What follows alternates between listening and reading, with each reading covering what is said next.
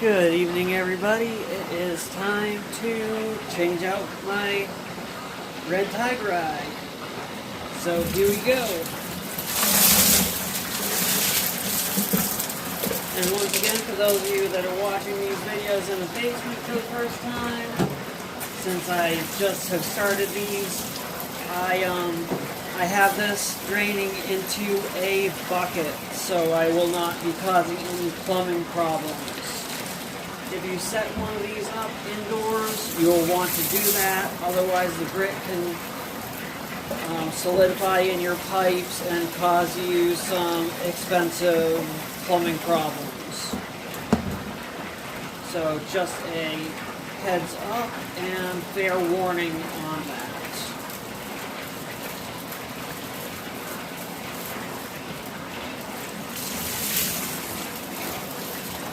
So here we go. This is after phase 2. I already feel there's a chip on this one, so it's rough on this edge.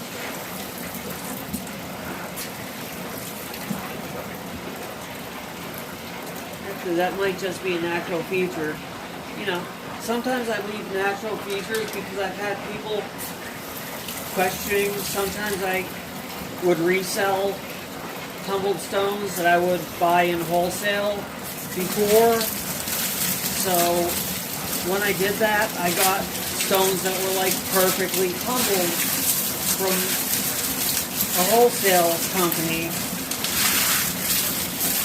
And I'd have people like holding the stones up to their skin to check, you know, if it was cool to the touch and all that sort of thing, because they just looked too perfect to be a real stone to them.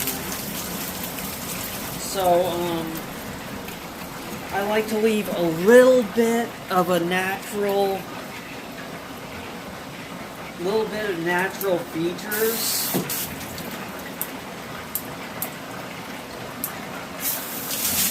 To my stones, just so that people will feel a little bit more comfortable that they are natural stones and not something man-made. Now, I do notice my ceramic media is turning red or orange. That is really not an issue, it's just something I'm noticing. Now here's a piece. It's really coming up nicely.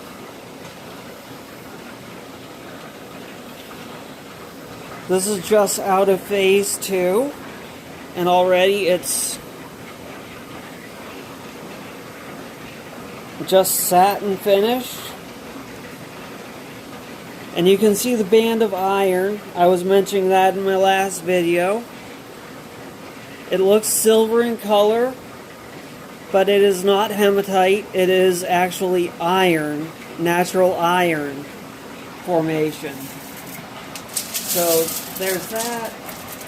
And these are just looking spectacular. Now I'm going to pick these out. Some of them have more of the iron than others. That has a whole plate on top and a plate on the bottom. And it's just a layer of red tigereye in between. I also pointed out in my last video with this material that this is not 100% natural. It is heat treated. I also like to be really upfront about treatments on stones. And I'm sorry if you saw that on my last video and I'm just beating a dead horse with you. It's just for people that didn't see the last video, I want to make sure that people know that it is not 100% natural, in case they did not see the last video. So I apologize if you did see the last video and you already knew that, but I just figured I would cover it again just in case you hadn't.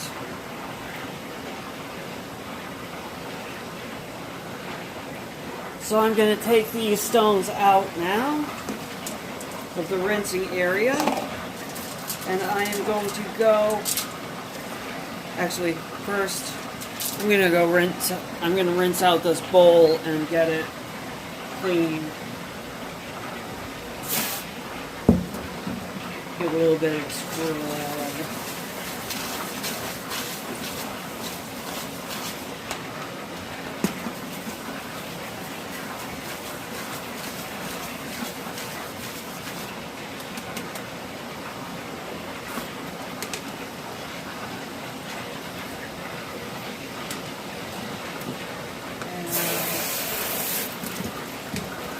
Good. Now I'm going to take the stones out and put them in a bowl and transfer them into the ultrasonic and get them cleaned up and put into phase 3 for the next week. So there we have it. That's my check-in on this material for this week, or this couple of days. I almost said week. These are in the Vibratory tumblers, so they are only taking 2 days per stage now. If they were in the rotary tumblers still, it would be 1 week before the stage would be complete. One of the little tricks to the trade.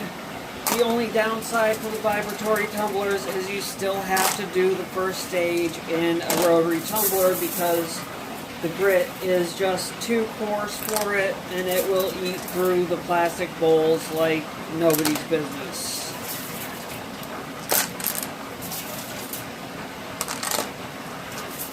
Just little tips and tricks.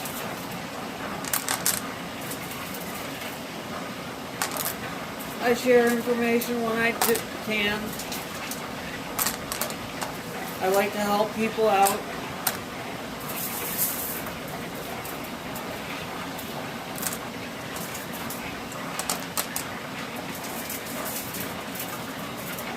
Now I am working on a new technique for finishing up my Indonesian amber. I may decide to release that information 100% when I get through with finishing the technique, but I may not 100% right off the bat. I will decide on that later. But stay tuned, I will let you know. So these are going in the ultrasonic, and they are ready to go into phase 3 for the next 2 days. And we'll check on it then. They're looking really nice. Keep rocking. Love you guys.